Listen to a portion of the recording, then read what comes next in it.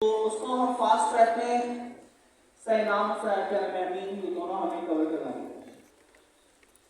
अच्छा, पहली हेडिंग है हायर एब्स्ट्रैक्शन। अगर हम उसको कंसीडर करें तो ये कह रहा है कि यूजर के लिए प्रोग्रामिंग है वो एक एब्स्ट्रैक्शन बन गई और वो लैंग्वेज में लिख रहा है, मतलब इंग्लिश में लिख रहा है और उसको रिस्पॉन्स उसका जो भी आउटपुट वो चाह रहा है वो मिल रहा है। सर उस पर कुछ कहना क्या? अच्छा, इस पूरी गुफ्तगू में ना आज की मैं सोच रहा था किसी वक्त जो है ना अपना डिस्कस करूँगा। दो चीज़ें जो है ना आपको लाजमी, दो वर्ड जैसे काश्मीर ने कहा वोकैबुलरी में आपके पास कौन सी कोई चीज़ कही थी मैंने कि आपको पता होनी चाहिए, तो दो चीज़ें और याद कर लें। एक चीज़ है कोड कंप्लीशन और एक कोड जनरेशन। आज का जो टॉपिक है इसके अंदर जो है ना बेसिकली जो आपको प्रोग्रामिंग पैराडाइम, नया प्रोग्रामिंग पैराडाइम सिखाने की कोशिश की जा रही है, उसमें दो चीज़ें आपको जो है ना हैंड्स ऑन आपकी आईडी आपको प्रोवाइड करेगी जिस आईडी के साथ एलएलएम बाइंडेड है।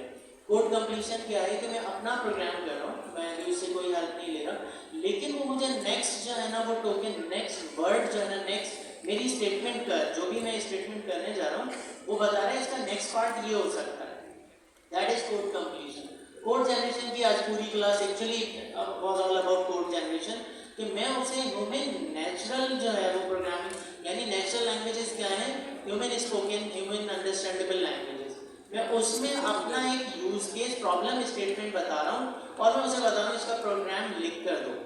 अब एब्स्ट्रैक्शन क्या होती है, अगर हम वापस आए टॉपिक के ऊपर जिसकी हम बात कर रहे हैं, एब्स्ट्रैक्शन होती है कि डिटेल्स को छुपाना और सामने वाले के लिए उस किसी भी चीज़ को आसान कर देना। फॉर एग्जाम्पल, अगर कोई रेसिपी है जो कि बहुत कॉम्प्लेक्स है, उसमें बहुत सारे इंग्रेडिएंट्स होते हैं, तो क्या हुआ कि जो है मेरे बचपन में मेरी वालदा जब जो है खाने बना रही होती थी तो वो सारे इंग्रेडिएंट्स जो है वो बेसिकली खुद मिलाती थी और फिर जो है ना कोई बिरयानी कौरमा और वो सब मिलता था। अब बना बनाया डब्बा आता है बेगम साहब ने बस डब्बा फाड़ा, पता है एक 5 बंदों के लिए बननी है तो उसमें कितना जो है ना वो मसाला कितना पानी डालना है और वो सब। तो बेसिकली जो शान वाले हैं उन्होंने हमारे लिए जो है ना फूड बनाना एक्सट्रैक्ट कर दिया है कि आपको ये परेशान होने की जरूरत नहीं, इसमें जीरा 5 बंदों के लिए जीरा कितना डालना है और जो है ना काली मिर्च कितनी डालनी है। उन्होंने इनर डिटेल्स जो है वो छुपाकर हमारे लिए डिश को बनाना आसान कर दिया। उसी तरह से प्रोग्रामिंग लैंग्वेज के अंदर जब हम किसी कॉम्प्लेक्स प्रोसेस को जो है उसकी इंटरनल डिटेल्स को छुपा रहे होते हैं तो जब हम कह रहे थे हम यूज़र के लिए एब्स्ट्रैक्शन लेयर क्रिएट करें, एब्स्ट्रैक्शन प्रोवाइड करें। तो ये नेचुरल लैंग्वेज प्रोग्रामिंग जो है ये आपको जो है बेसिकली एब्स्ट्रैक्ट अवे कर रही है इंटरनल डिटेल्स में। जैसे कासिम भाई ने कई दफ़ा जिक्र किया कि अब आपको बहुत ज़्यादा डिटेल में आपको ऑब्वियसली इंटीग्रेशंस करनी होंगी, तो इफ एल्स कैसे काम करता है, फॉर लूप कैसे काम करता है, ये सब पता होना चाहिए, तभी आप जो है ना बेसिकली जो कोड जनरेट होगा उसको अपने एक बड़े प्रोजेक्ट का पार्ट बना सकते हैं। बट आप एक अर्ली स्टूडेंट जो है ना वो कॉम्प्लेक्स प्रोग्राम्स क्रिएट कर सकता है बगैर जो है वो बहुत ज़्यादा इनर डिटेल्स में जाए, सिंपल नॉट एक प्रॉम्प्ट की मदद से। तो उसके लिए जो है ना ये बेसिकली ड्रम है कि आप इनर डिटेल्स जो है वो एक्सट्रैक्ट अवे होगी। ज़बरदस्त। तो इसका मतलब यहाँ पर हमारे पास जो पाइथन है उसकी काफ़ी चीज़ें एब्स्ट्रैक्ट हो गई हैं, हम प्रॉम्प्ट एंड उसका रिस्पॉन्स देखेंगे।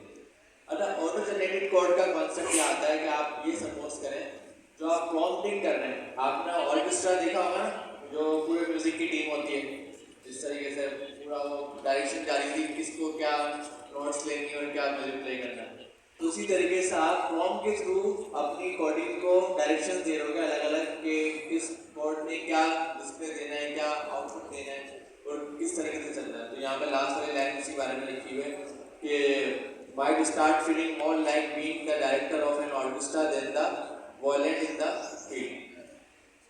अब अगर हम आगे बढ़ते हैं एक पैराडाइम के ऊपर बात करते हैं कि पैराडाइम क्या होगा, तो यहाँ पर पहली लाइन लिखी हुई है no more stack overflow deep type. Stack overflow का एक्चुअली कॉन्सेप्ट ये है कि एक प्लेटफॉर्म की स्टैक ओवरफ्लो का जहाँ पे दुनिया में सारे डेवलपर्स को जो भी चैलेंजेस आते हैं वहाँ पे पोस्ट करते हैं और एक कम्युनिटी की तरह लोग उसकी हेल्प करते हैं और वो काफ़ी ज़्यादा यूज़ होने वाला प्लेटफॉर्म है। अभी भी होता है, कभी भी ख़त्म तो नहीं होगा, उसका यूज़ कहीं ना कहीं रहेगा कि इतना बड़ा डेटा उसके बाद रखा हो। लेकिन यहाँ पर बात हो रही है कि आपका जो असिस्टेंट है वो एआई है और एआई के थ्रू ही आप ये सारी चीज़ें कर सकते हो। पाइथन का जो अभी हम वर्जन यूज़ कर रहे हैं 3.12 या 3.13 जो अभी हम इस्तेमाल कर रहे हैं, 3.12 को हम स्टैंडर्डाइज करते हुए लेके चल रहे हैं। 4 का भी वैसे आ गया है, लेकिन 4 का फुल डिटेल आगे की तरफ भी नहीं है। लेकिन हम सपोज कर सकते हैं जितना भी मार्केट में चेंज आया है, उसमें 2 इयर्स 175 मिलियन पैरामीटर पे GPT-3 बना था और आज ट्रिलियंस पैरामीटर पे GPT-4 है। GPT-3 एक्सपेरिमेंटल बेसिस पे आया था 2022 में और आज GPT-4 कमर्शियल मार्केट अडॉप्ट कर चुकी है। इन 2 साल में जो चीज एक्सपेरिमेंटल बेसिस पे आई थी वो कमर्शियल मार्केट 70% अडॉप्ट कर चुकी है गार्टनर रिपोर्ट के मुताबिक। तो इसका मतलब कि अगर कोई अभी भी सोच में ना कि AI फ्यूचर नहीं, generative AI future is now वाला कंसेप्ट। अच्छा, हम इसी स्टेप को फुलफिल करते हुए जा रहे थे जो आपने लास्ट अलाइनमेंट कर लिया। ये बोलते हुए कैसे ना डाला आ जाए।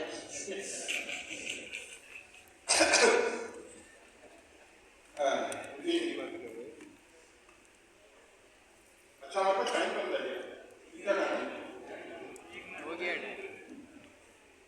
5 मिनट ले लेते हैं सर, मैनेजमेंट पॉइंट भी बात करते हैं। 5 मिनट ले लेते हैं तो सर जी आज मौजूद है। अच्छा, तो नहीं अब हमें वक्त ज़्यादा चाहिए। मेरी बहन ने घर में मछली और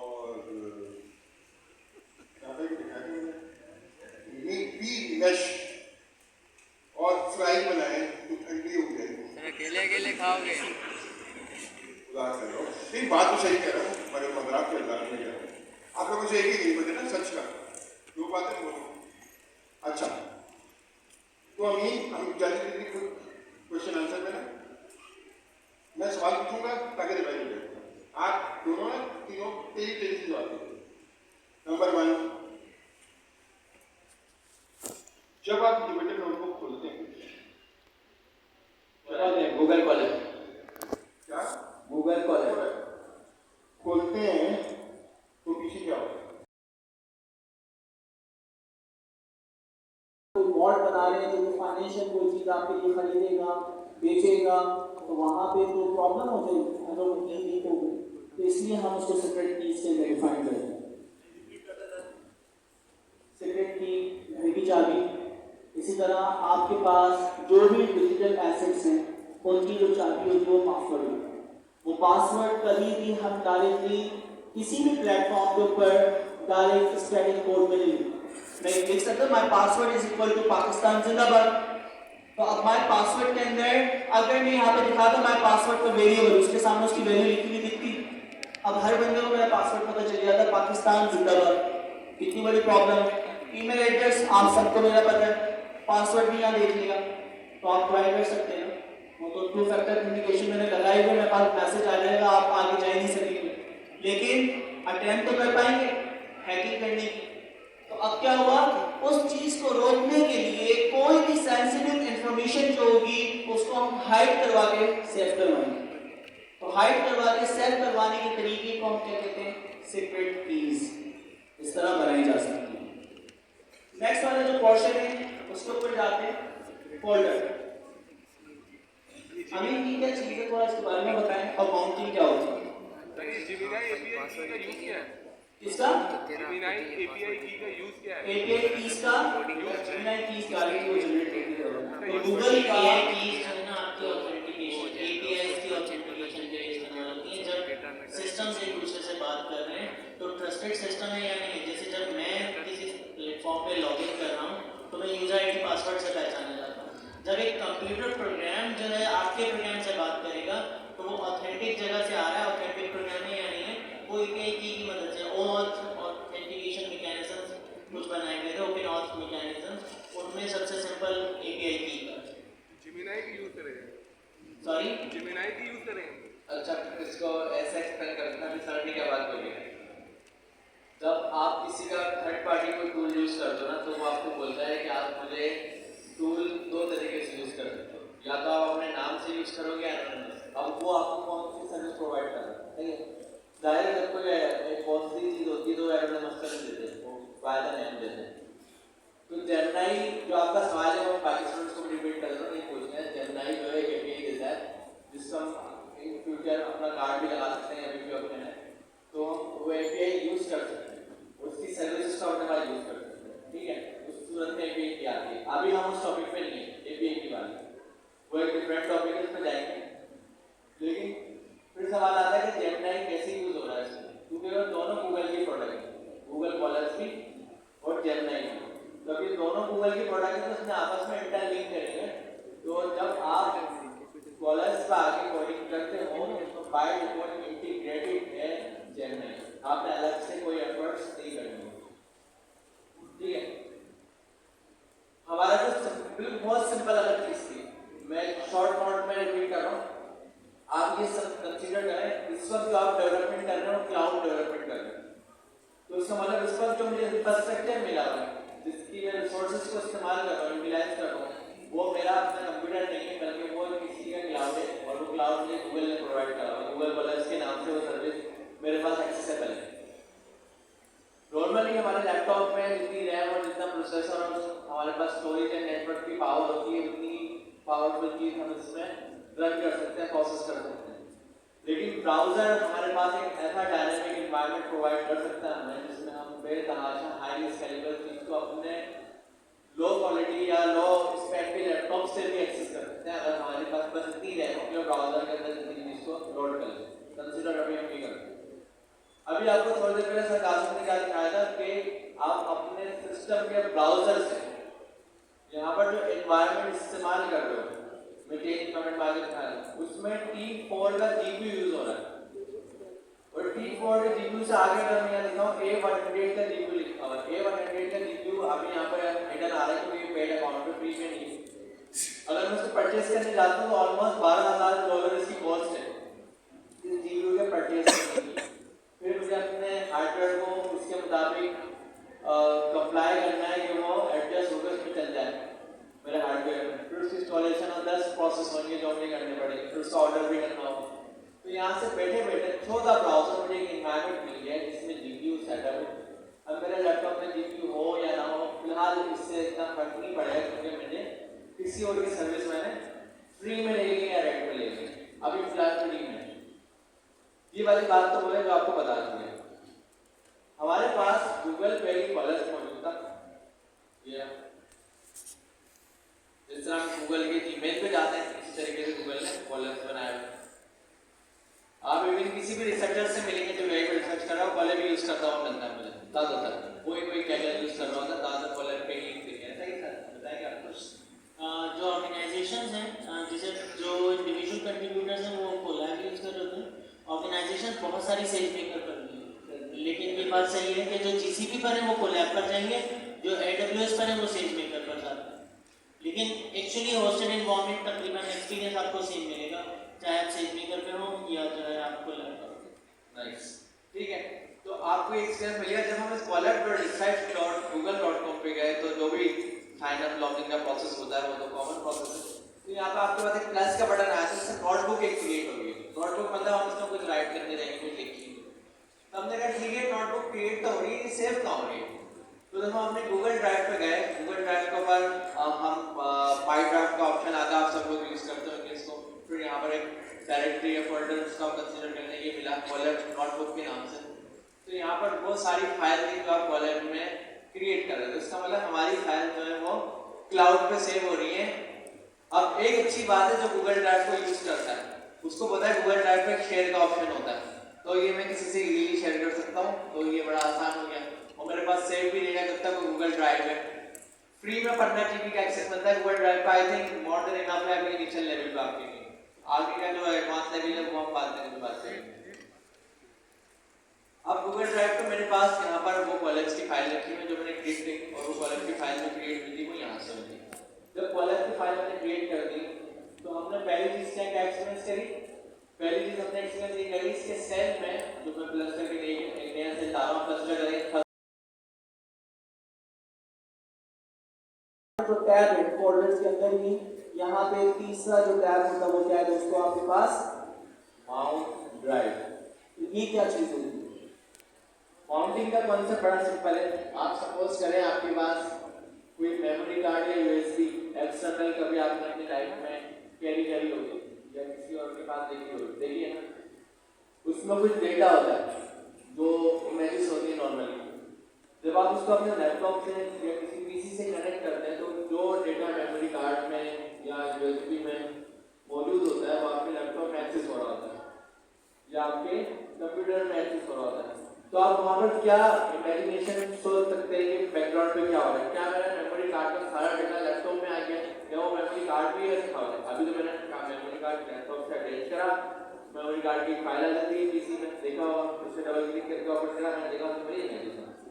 अब वो इमेजिनेशन लैपटॉप में कैसे शो हो रही है, मतलब मेमोरी कार्ड में, तो क्या वो मेरे लैपटॉप में कॉपी हो गई है, क्या सिस्टम बन गया। ये जो प्रोसेस होता है ना इसका बोलते हैं माउंटिंग। माउंटिंग का मतलब क्या होता है कि डेटा अगर मेरे इस मोबाइल में है तो वो स्टिल इस मोबाइल में ही है, लेकिन मेरे इस मोबाइल की जो स्टोरेज के पॉइंट्स हैं वो मेरे लैपटॉप के साथ माउंट हो गए हैं, मेरे लैपटॉप की किसी विंडोज की ड्राइव के साथ माउंट हो गए हैं। जब वो माउंट हो गए तो इसमें जो डेटा है वो वहाँ पर मिरर की सूरत में माउंट होके नजर आ रहा है, सिंक होके नजर आ रहा है कि ये डेटा जो इसमें है वो मैं इस कंप्यूटर से एक्सेस कर सकता हूँ, क्योंकि माउंटिंग इसका रिलेशन का मतलब माउंटिंग, ये दोनों माउंट हो गए। तो इसी तरीके से हमारी गूगल ड्राइव की तो एक स्पेस है। अब मेमोरी कार्ड तो जब काम करता है ना, या एक्सटर्नल हार्ड ड्राइव जब काम करते, जब मैं अपने लैपटॉप की बात करूँ जो फिजिकल है, फिजिकल हार्डवेयर है, लेकिन क्लाउड में तो मेरे पास कोई मेमोरी कार्ड का कॉन्सेप्ट नहीं है, लेकिन क्लाउड में मेरे पास कॉन्सेप्ट है गूगल ड्राइव का। तो आप ये कहेंगे जब मैं फिजिकल में मेमोरी कार्ड अपने लैपटॉप से अटैच कर रहा था तो मैं क्लाउड के ऊपर क्यों ना अपनी गूगल ड्राइव को अटैच करूँ। बहुत सारे लोग ये काम कर चुके हैं व्हाट्सएप बैकअप के लिए, करा होगा आपने, व्हाट्सएप का बैकअप गूगल ड्राइव पे जाता होगा आपका। तो ये ऑप्शन यहाँ पर हमें गूगल कॉलेज ने दिया हुआ है कि आप अपनी गूगल ड्राइव को यहाँ पर माउंट कर सकते हो। तो जब मैं इस पर क्लिक करता हूँ तो देखेंगे क्या करेगा, माउंटिंग फिर मुझसे परमिशन लेगा कनेक्ट गूगल ड्राइव की, और यहाँ पर कनेक्ट कर देंगे इसको, थोड़ी देर में ये कनेक्शन सक्सेसफुल बन जाएगा।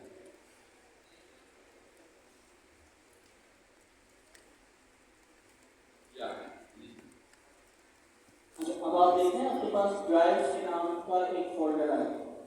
इस फोल्डर पे अगर आप क्लिक करें तो माय ड्राइव, उस पर क्लिक करें तो माय ड्राइव में जितने भी फोल्डर्स, चाहे इसमें एक्सेल की फाइल हो, वर्ड्स की फाइल हो, कोई इमेजेस हो, कोई टेक्स्ट हो, कोई भी फाइल, वो सारी की सारी फाइलें सब यहाँ नजर आ रही। तो किसी भी फाइल को, जैसे कि इस फाइल जैसी इमेज, राइट क्लिक करें, इसका पाथ ले लेते हैं। अच्छा, मैं राइट क्लिक बोलना इसका मतलब फिर हो गया, तो राइट क्लिक की मुझे वो आदत है, आपने इसका पाथ कॉपी किया और आपने कहा इस इमेज को डिस्प्ले करवा दो। इसी तरह एक्सेल फाइल हो, उसको रीड करके उसको डिस्प्ले करवा दो। तो यहाँ से ऐड कर रहा हूँ, यहाँ पर यहाँ से ऐड हो गया, नीचे हो गया होगा, मैं क्लिक करती हूँ, उधर तक ऊपर हो गया। एक काम करते हैं, नीचे ही करते हैं,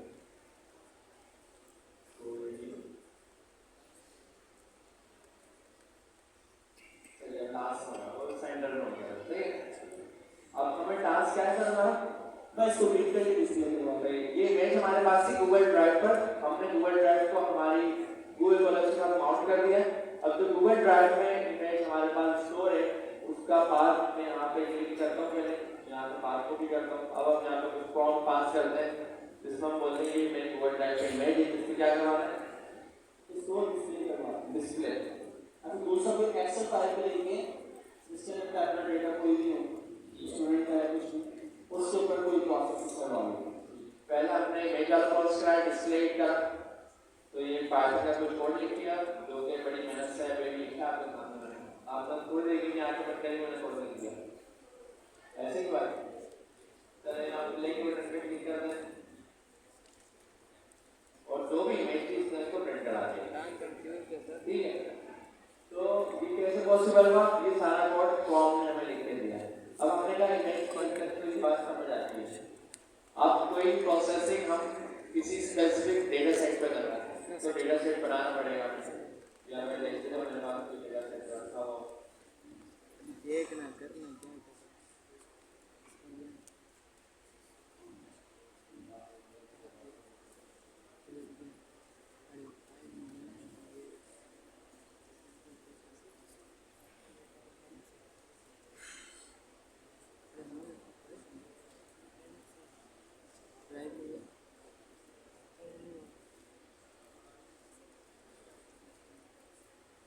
असाइनमेंट वाली फाइल को लास्ट में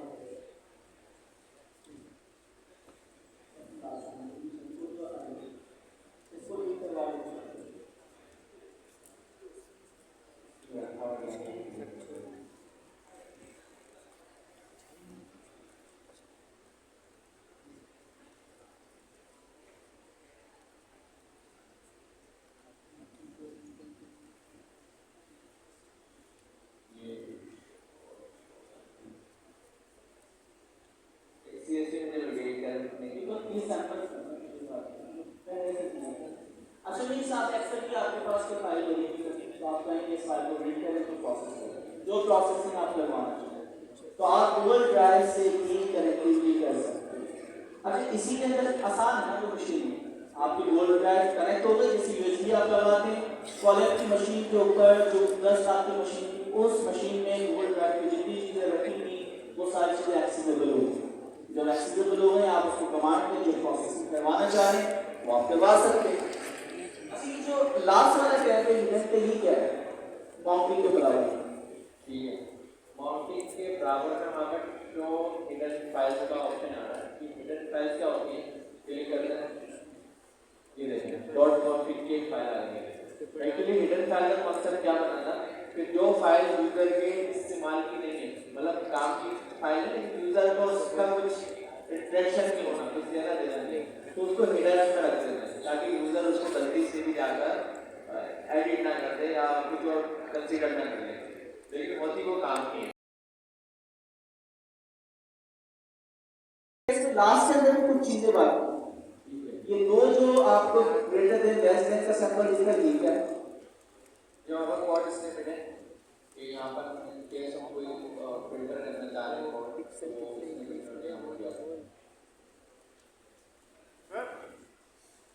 एक क्वेश्चन मेरा आपने जैसे हमने बंद किया था इसको तो वो सबसे बड़ा खत्म हो गई बंद हो गया था लेकिन हमारा कोई ऐसा प्रोजेक्ट हो कि आधा काम हमने किया है उसको सेव कर दें गूगल ड्राइव के ऊपर और फिर वहीं से उसको उठा के कंटिन्यू करें सर इससे थोड़ा सा हाँ तो आपका जो भी काम हो हाँ जैसे एक आपके पास एक्सेल की फाइल है उसके अंदर 5 लाख क्या है रोज पहली रो पे काम करो उसको एक नई फाइल में अपेंड करो दूसरी रो का काम करो उसको वही वाली जो आउटपुट की फाइल है उसमें अपेंड कर दो ऐड कर दो तो 500 फाइलों में जहां तक हो जाए तो जितनी number of lines append output की फाइल्स को तक आप गए बाकी जब नेक्स्ट टाइम जब आप आएंगे तो आप कोड पढ़ेंगे कि आउटपुट में कितने हैं उससे आगे वाले जो है उनको प्रोसेस करना स्टार्ट करो तो कोई ना कोई लॉजिक बनाना पड़ेगा तो इस लॉजिक से वो काम कर सकता है।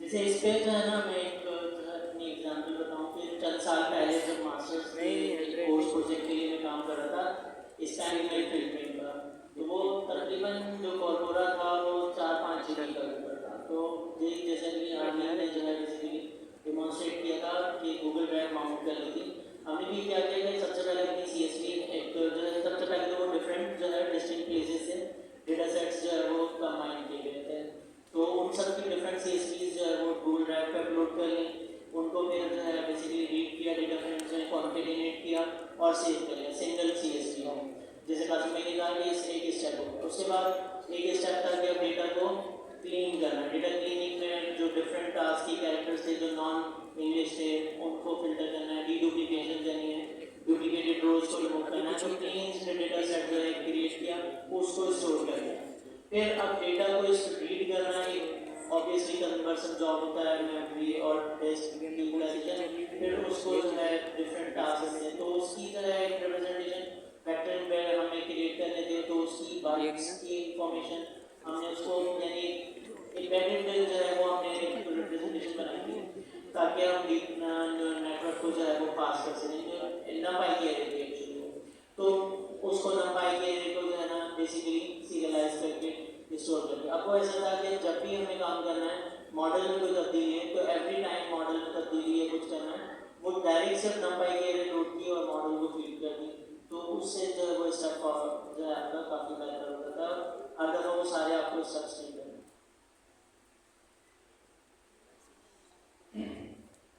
20% बात समझ आ गई होगी तो NumPy कुछ होता है उसके जरिए टेंसर जो भी आपके पास chats audio video image feed करने जनरेटिव करने में जो भी काम होगा याद रखें वो सबसे पहले नंबर में कन्वर्ट होता है नंबर में कन्वर्ट करने की टेक्निक को हम टेंसर कहते हैं मतलब एक्चुअलाइजेशन के तो खैर वो एफिशिएंट वे बना दे कि सारे डेटा को पहले ही आपने NumPy में कन्वर्ट कर दिया फिर उसको हम प्रोसेस करवा दें। अच्छा अब यहाँ पे ये क्या है एक ऑप्शन का कोड दिखा रहे हैं क्या करेंगे ये कॉमनली यूज जो है ना आपके जैसे आप अगर कभी आईडी को फुल आप उसकी कैपेसिटी में यूज करें विजुअल स्टूडियो .NET जो आईडी यूज करते हैं तो CTO पे टैब दे दें तो वो आपको जिस क्लास में आप उसका कंस्ट्रक्टर बना के देते थे फॉर का कोड स्निपेट, तो कॉमनली यूज कोड स्निपेट्स आपके इंसर्शन के लिए अवेलेबल होते हैं। ये कॉमनली यूज जो है ना वो स्निपेट्स हैं, आप लिस्ट पे क्लिक करेंगे तो ये आपकी नोटबुक का पार्ट बन जाएगा। नेक्स्ट वाला एक और टैब है इसके नीचे, उसको कॉपी पेस्ट करना होगा। ओके, यूजुअली आईडीज में वो ऑटोमेटिकली जो है ना वो इंसर्ट हो जाता है आपके कोडिंग सेक्शन में। अच्छा लास्ट के अंदर जो टैब है सबसे इम्पोर्टेंट है, लास्ट में कौन सा टैब आ रहा है? लेफ्ट साइड शेयर क्लिक करें, प्रो का कौन का ये एक्सेस में है? ये आपकी टर्मिनल का एक्सेस पूरा हो गया। अच्छा अभी ये डायरेक्टली टर्मिनल नहीं देगा क्योंकि फ्री वाला है, लेकिन अभी पाकिस्तान में हम लिनक्स की कमांड डायरेक्टली चला सकते हैं, जो अभी हमने थोड़ी देर पहले भी चलाई थी, NVIDIA SMI। तो क्या लिखा था उसके लिए हमने साइन ऑफ एक्सप्लेनेशन और उसके बाद क्या था NVIDIA SMI, ये कमांड हमने चलाई थी। इससे जीपीयू की सारी कॉन्फ़िगरेशन आ गई। अच्छा लिनक्स की आपने बहुत सारी कमांड सीखी थी, कोई एक कमांड बताए सबसे आसान? CD PWD। चलिए चुप करके देखते हैं। तो इस वक्त हमारा जो डेटा है, जो भी चीज चल रही है, हम कंटेंट के फोल्डर में मौजूद है। अच्छा नेक्स्ट कोई और कमांड बताएं? MKDIR, ये कौन सी कमांड चलाएगी? PWD। ओके नेक्स्ट कमांड चलाते हैं CD आप पर्टिकुलर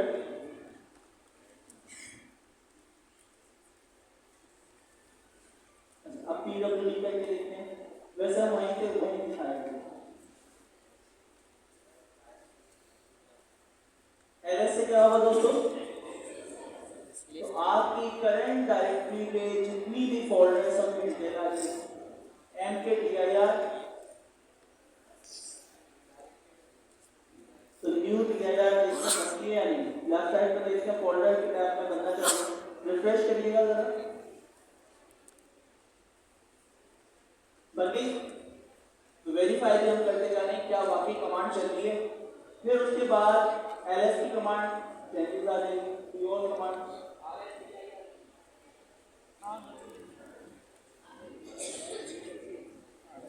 अच्छा तो लिनक्स की आपने जितनी भी कमांड सीखी है सारी चला सकते हैं। अच्छा कुबेर ने इसके लिए काम किया था, तो वो लिंक हमारे पास मौजूद है, आप लोग ताकि टर्मिनल की सारी कमांड चला सकें। तो उसके लिए हमें क्या करना है, हम जाते हैं पेनावर्सिटी के अंदर। अब इसका लिंक याद रख लें, यहाँ पे कौन सा है? यूनिवर्सिटी में हमारे पास तो पहला स्टेप है वो है लर्न अप्लाई करने के फंडामेंटल्स। तो जब हम लर्न अप्लाई करने के फंडामेंटल